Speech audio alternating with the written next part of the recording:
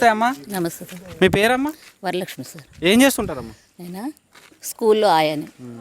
Present ఆంధ్రాలో elections వస్తున్నాయి. ఇప్పటి వరకు జగన్మోహన్ రెడ్డి గారు పరిపాలన అందిస్తున్నారు. ఇంతకు ముందు గవర్నమెంట్లు కూడా పరిపాలన అందించాయి. ఏ ప్రభుత్వం బాగుందమ్మా? జగన్ అన్న ప్రభుత్వం బాగుంది. ఎందుకనమ్మా?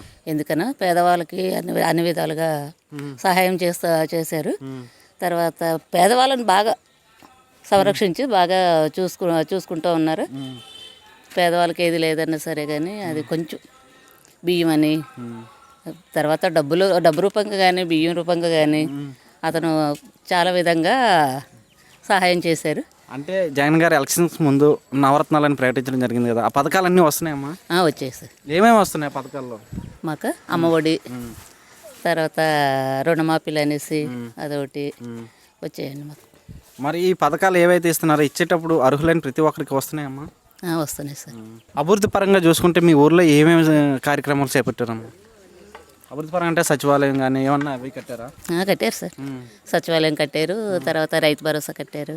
సచివాలయం రావడం వల్ల ఎటువంటి పనులు అవుతున్నాయి? సచివాలయంలో అన్ని విధాలుగా సహాయం చేస్తూ ఉన్నారు సార్.